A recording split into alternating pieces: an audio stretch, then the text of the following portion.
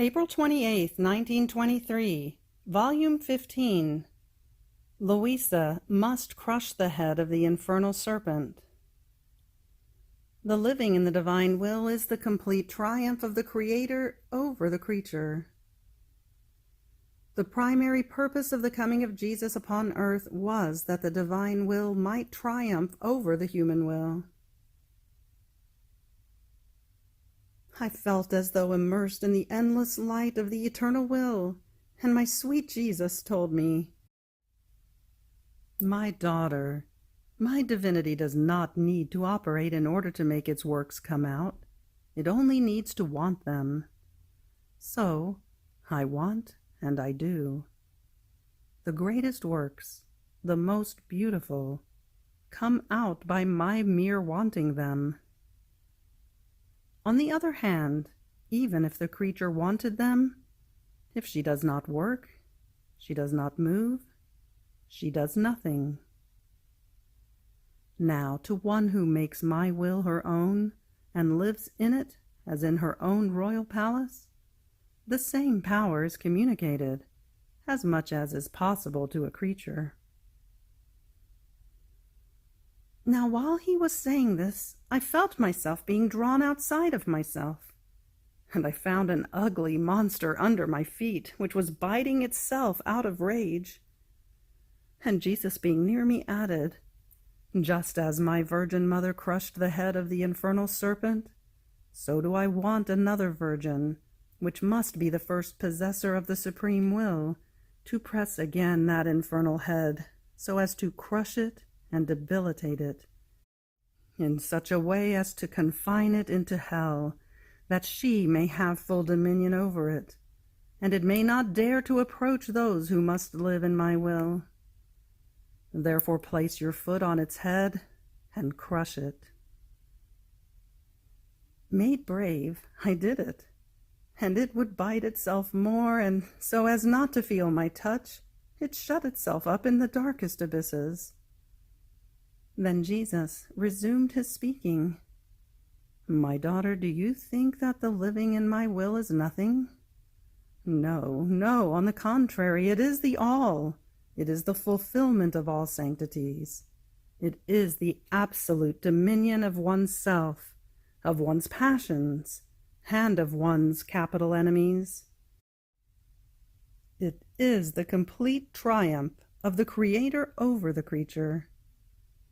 So if she adheres, and I come to letting her live in my will, without her ever again wanting to know her own, I have nothing left to want from the creature, and she has nothing left to give me.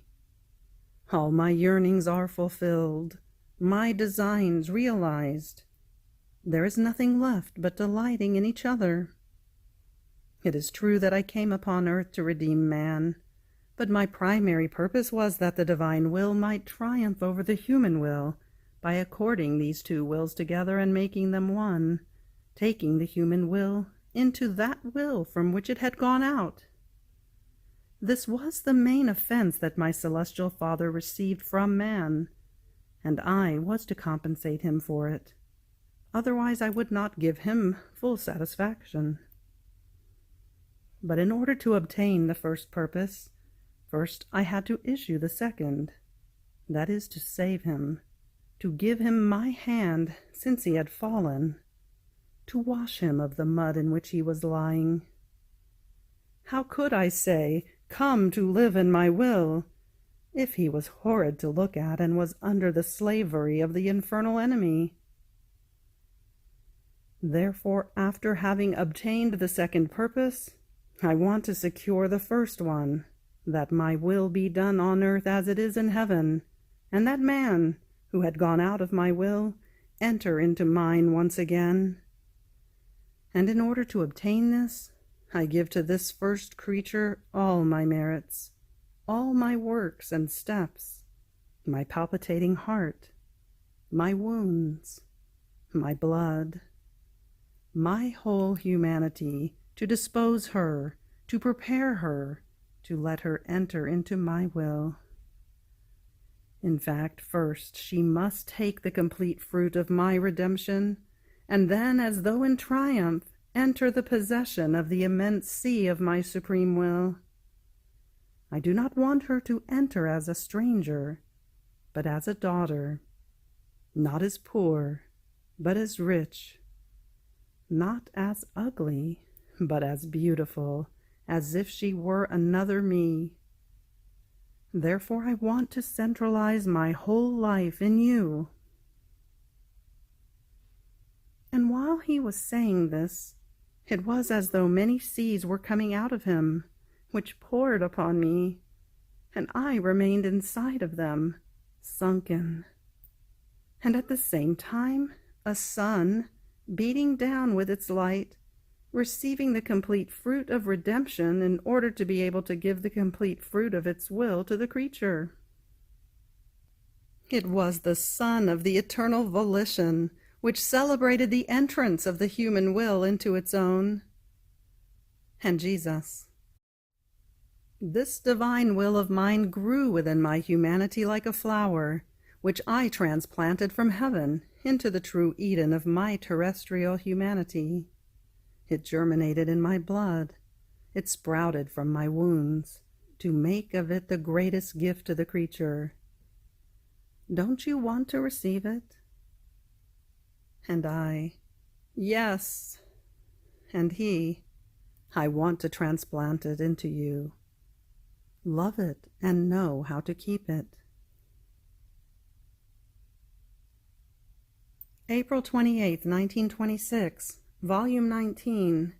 The creation and the celestial Mama are the most perfect examples of the living in the divine will. How the Virgin surpassed everyone in suffering. I was thinking to myself, when my sweet Jesus speaks of his will, he often unites with it the sovereign Queen of Heaven or the creation. He seems to delight so much in speaking of both one and the other that he keeps looking for opportunities, pretexts, and devices in order to manifest what his most holy will does, both in the celestial Mama and in the creation. Now, while I was thinking of this, my lovable Jesus moved in my interior, and all tenderness squeezed me to himself and told me, "My daughter, if I do so, I have strong reasons. You must know that only in the creation and in my celestial Mama has my will remained ever intact, and has kept its field of action free. Therefore, having to call you to live in my will as one of them, I had to propose them to you as examples, as an image for you to imitate. So in order to be able to do great things, in such a way that all may perceive that good, unless they did not want to, the first thing is that my will must act wholly in the soul. Look at creation, how my will is whole in it. And because it is whole, creation remains always in its place and contains the fullness of that good with which it was created. This is why it remains always new, noble, pure, fresh, and can share the good it possesses with all. But the beautiful thing is that while it gives itself to all, it loses nothing, and remains always the same, just as it was created by God. What has the sun lost by giving so much light and heat to the earth? Nothing. What have the azure heavens lost by remaining extended in the atmosphere, or the earth by producing so many and so various plants? Nothing. And so with all the things created by me. Oh, in what an admirable way does creation sing, that saying about me, "He is ever old and ever new." So my will, in creation, is center of life, is fullness of good, is order and harmony. It keeps all things in the place wanted by it. Where can you find a more beautiful example, a more perfect image of the living in my will, if not in the creation? This is why I call you to live in the midst of created things as their sister, that you may learn to live in the supreme volition, and you too may remain in the place wanted by me, to be able to enclose within yourself the fullness of good that my will wants to enclose in you, so that whoever wants it may take of that good. And since you are endowed with reason, you must surpass them all, and requite your Creator in love and glory for each created thing, as if they were all endowed with reason. So you will be the substituter for all creation, and creation will be a mirror for you, in which you can reflect yourself in order to copy the living in my will, so that you may not move from your place. It will be your guide and teacher, giving you the highest and most perfect lessons in the living of my will. But the one who surpasses all is my celestial Mamma. She is the new heaven, the most refulgent sun, the brightest moon, the most flowery earth. She encloses everything within herself.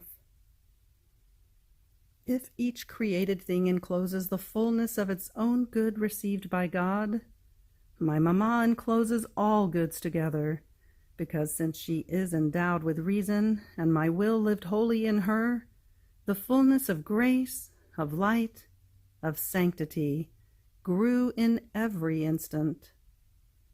Every act she did was suns and stars that my will formed in her. So she surpassed the whole creation, and my will, whole and permanent in her, did the greatest thing and impetrated the longed-for Redeemer. This is why my Mamma is queen in the midst of creation, because she surpassed everything, and my will found in her the nourishment of her reason, which made it live as whole and permanent in her. There was highest accord. They held each other's hand. There was not one fiber of her heart, or word, or thought, over which my will did not possess its life. And what can a divine will not do? It can do everything. There is no power it lacks, or thing it cannot do. Therefore it can be said that my Mamma did everything, and everything that all others together could not do, nor will be able to do, she did by herself.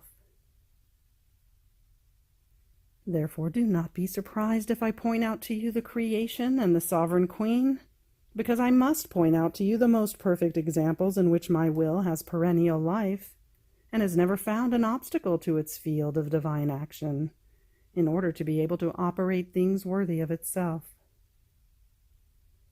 My daughter, if you want my supreme fiat to reign as it does in heaven, which is the greatest thing that is left for us to do for the human generations, let my will have the place of sovereign in you, and live as whole and permanent. Do not be concerned about anything else, be it your incapacity, or the circumstances, or the new things which may arise around you, because as my will reigns in you, they will serve as raw material and nourishment so that my fiat may have its fulfillment. Afterwards I was thinking to myself, it is true that my Queen Mamma made the greatest of sacrifices, which no one else has made, that is, not even wanting to know her own will, but only that of God, and through this she embraced all sorrows, all pains, up to the heroism of sacrifice, sacrificing her own son in order to do the supreme will. But once she made this sacrifice, everything she suffered afterwards was the effect of her first act. Nor did she have to struggle as we do in different circumstances, in unforeseen encounters, in unexpected losses. It is a constant struggle to the point of making our hearts bleed for fear that we might surrender to our own belligerent human wills. How much attention one must have so that the supreme will may always keep its place of honor and its supremacy over everything, and many times this struggle is harsher than the pain itself. But while I was thinking of this, my lovable Jesus moved in my interior, telling me, "My daughter, you are wrong." The maximum sacrifice of my mamma was not only one, but they were so great and so many, for as many as were the sorrows, the pains, the circumstances, and the encounters to which her existence and mine were exposed. Pains were always doubled in her, because my pains were hers more than her own pains. Besides, my wisdom did not change direction with my mamma. In each pain she was to receive, I always asked her whether she wanted to accept it, in order to hear that fiat being repeated to me in each pain, in each circumstance, and even in each heartbeat of hers.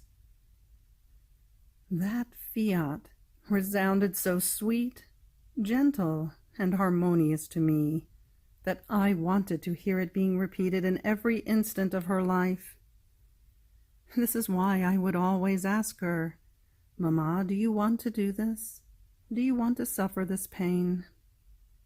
And my fiat would bring her the seas of the goods it contains, and would make her understand the intensity of the pain she was accepting.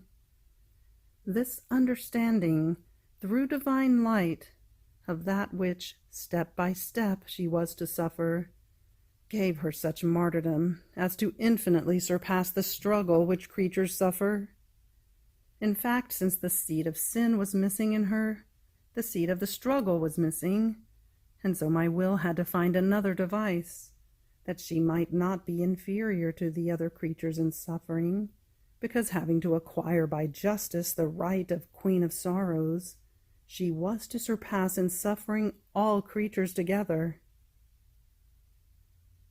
How many times have you yourself not experienced this, that while you felt no struggle within you, as my will would make you understand the pains it inflicted upon you, you would remain petrified by the intensity of the pain.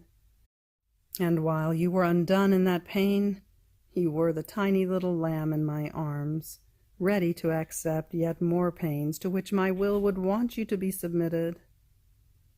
Ah, did you not suffer more than in the struggle itself? The struggle is a sign of vehement passions, while my will, if it brings suffering, gives intrepidness. And with the knowledge of the intensity of the pain, it gives one such merit that only a divine will can give. Therefore, just as I act with you, that in everything I want from you, first I ask you whether you want it, whether you accept it, so I did with my mamma. This, so that the sacrifice may be always new, and may give me the opportunity to converse with the creature, to be with her, and my volition may have its field of divine action in the human will. Now, as I was writing what is written above, I could not continue on, because my mind was estranged from my senses by a beautiful and harmonious chant, accompanied by a sound never before heard. This chant called the attention of everyone, and harmonized with the whole of creation and with the celestial fatherland. I write all this to obey. As I was hearing that chant, my Jesus told me, "My daughter, hear how beautiful it is. This sound and chant is a new canticle, formed by the angels as homage, glory, and honor to the union of the divine will with your human will. The joy of all heaven and of all creation is so great that, unable to contain it, they play and sing." After he said this, I found myself inside myself. April 28, 1929, Volume 26, How the Divine Fiat Renders the Creature Inseparable from God. Divine Overflowing for the Creature. Everything is safe in one who lives in the Fiat, while everything is in danger in one who does the human will. I was doing my round in the divine Fiat to follow its acts in the creation, and as I reached Eden, my poor mind paused in the act in which it created man, and breathing over him, it infused life in him. And I prayed Jesus to breathe over my poor soul, to infuse in me the first divine breath of creation, so that with their regenerative breath I might begin my life again, all in the Fiat, according to the purpose for which they had created me. But while I was doing this, my sweet Jesus came out from within my interior as though in the act of wanting to breathe over me, and he told me, "My daughter, it is our will that the creature ascend again into our womb, in our creative arms, that we may give her again our continuous breath, and in this breath give her the current that generates all goods, joys, and happinesses." But in order for us to be able to give this breath, man must live in our will, because only in it can he receive it, and we give it.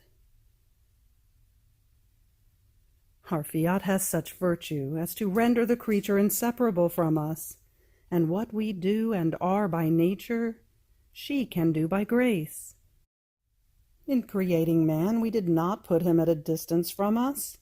Rather, in order to have him together with us, we gave him our very divine will, that would give him the first act, to operate together with his Creator. This was the reason why our love, our light, our joys, our power and beauty gushed out altogether, and overflowing outside of our divine being, they spread the table before He, whom with so much love we had formed with our creative hands, and generated with our very breath.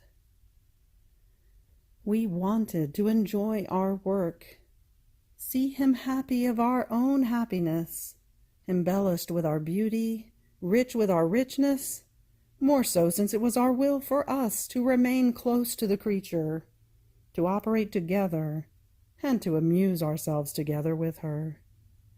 And games cannot be played from a distance, but in closeness.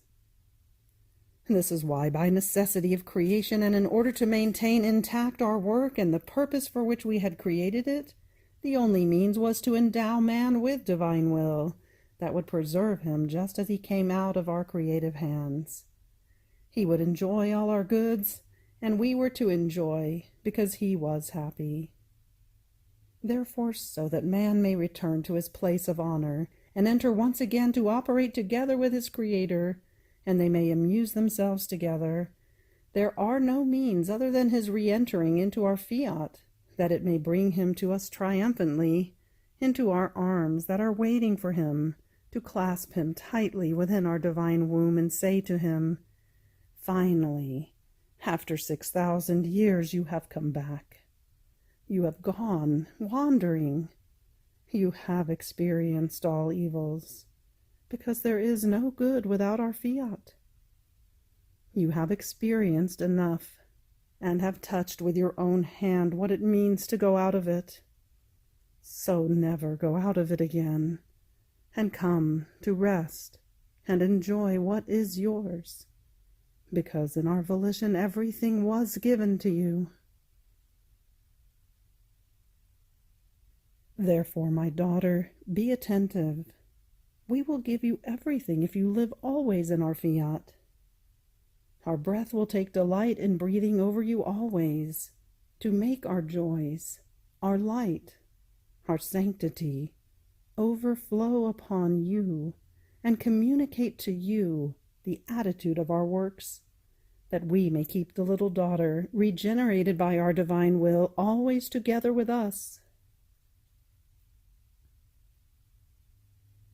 Having said this, he withdrew within my interior, and I continued to follow the innumerable acts of the divine Fiat.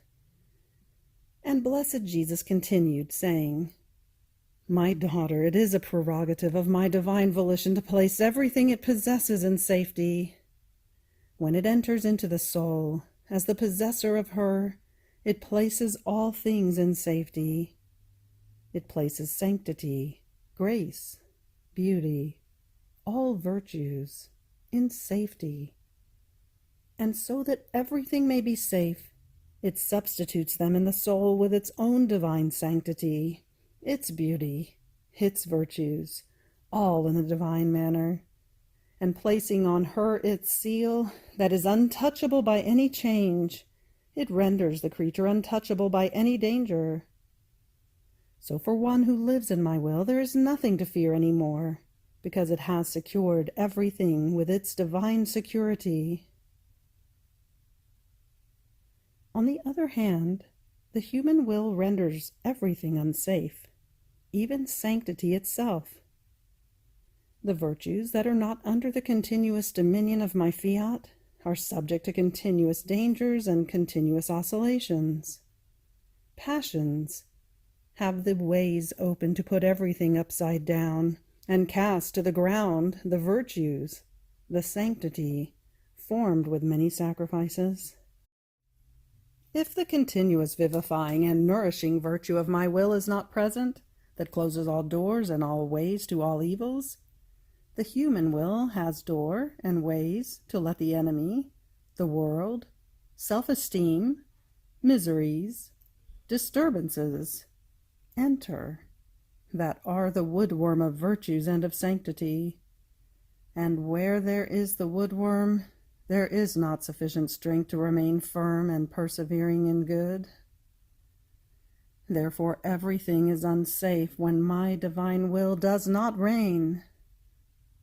Moreover, the evil that our divine will does not reign in the midst of creatures is so great that all things are in continuous oscillation. Our very creation, all the goods of redemption, are intermittent, because not finding our fiat reigning in the human family, they cannot always give the same goods. Even more, many times we have to make use of creation and redemption to arm them against man, because the human will puts itself against ours, and we, by justice, have to strike them in order to make them comprehend that, because our will is not reigning, the human rejects our goods and forces us to punish them. The very glory that the creature gives us through creation and redemption is not fixed, but it changes at each act of the human will. Therefore, the little interest that the creature was to give us, of her love and of her glory, that she should give to us because we have given so much to her, is not even a fixed revenue, but everything is intermittent, because our will alone has the virtue of rendering unshakable and continuous its own acts, and those of the one in whom it reigns. So until our divine fiat reigns, everything is unsafe. The creation, the redemption, the sacraments, they are all in danger, because the human will now abuses, now does not recognize he who has so much loved it and benefited it, now tramples our very goods under its feet. Therefore, until our will reigns, that will spread the divine order, its firmness and harmony, and its perennial day of light and of peace in the midst of creatures, everything will be in danger for him and for us. Our things themselves will remain in the nightmare of danger and will not be able to give to creatures the abundant goods that they contain. April 28th, 1934, Volume 33. In every act that the divine will does, it calls all creatures, in order to give the good that its act contains. Example, the sun. I am always in my dear inheritance of the fiat. I feel its sweet empire that holds me absorbed and so invested that it does not leave me the time to lament for the privations of my beloved Jesus, alas, so sorrowful for me. The multiplicity and infinity of its continuous acts impose themselves over me in order to have me present and participating in the good that they contain, and to tell me how much it loves me, and how much do you love us? So while my mind was lost and remained enraptured in seeing that it always wanted to give me of its own, and therefore it wanted me present in its acts. What goodness! What love! So my sovereign Jesus, surprising me, told me, "My little daughter of my volition, your Jesus has the commitment of manifesting the secrets of my divine will, its love that it reaches, that it does not know how to be, nor can it be, if it does not give of its own in a continuous way to the creature. You must know that when my will does an act, it calls all creatures into its act. It wants them all to itself in order to give to each one the good that that act possesses, such that everyone is enclosed in her act, and they receive the good of the divine inheritance, with this difference, that one who is in our will, voluntarily and for love, remains possessor of it, and one who does not stay, the good does not remain lost, but it awaits its heiress, one who knows how to decide to live in our will, in order to give her possession of it. And with liberality, all divine, we give her the interest of the good assigned to them, that is, the effects, in order to have that she would not die of hunger for the goods of her Creator, because our will possesses by nature the universal virtue, and therefore in every act of it, it calls everyone, it embraces everyone, it involves everyone, and it brings its divine goods to everyone. Symbol and image of this is the sun, which having been created by my fiat with its universal virtue, it brings its light to everyone. It does not deny it to anyone. And if some would not want to take the good of its light, the sun does not destroy the light that pertains to that one, nor can it destroy it, but it waits for when that one decides to take the good of the light. The sun does not deny itself. It immediately gives itself, and even to such that when one decides to not directly take the good of the light, it gives him the interest by means of other created things in which the sun has its prime act. In all created things, to some the sun gives the fecundity and maturation, to some the development and the sweetness. There is no created thing in which the sun does not give of its own. Therefore the creature taking food makes use of the plants. He takes the effects and the interest that the light gives them, that pertain to it, and that voluntarily he does not take. My will is more than sun. In all the acts that it does, it calls and holds all creatures present, and it brings its divine goods to everyone. Now one who lives in our will, since she possesses as her property the good that my volition has given her in every act, she feels in herself the nature of the good, because the good is in her power. Goodness, patience, love, light, heroism of the sacrifice, are at her disposition, and if she has the occasion of using them, without effort she uses them. And if she does not have the occasion to use them, she always possesses them, as so many noble princesses who form the honor, the glory of the property that my will has given her. It happens as to the eye that possesses sight. If it is necessary that she must look, that she must help herself with sight, she does it. If it is not necessary, she does not lose the sight, but she keeps her eye, as glory and honor that she possesses her eye that sees. To possess my will, and to not possess the virtues as in one's nature, is almost impossible. It would be like a sun without heat, like a food without substance, like a life without heartbeat. Therefore one who possesses my will possesses everything as gifts and property that my divine volition brings with itself. End of April 28th. Fiat,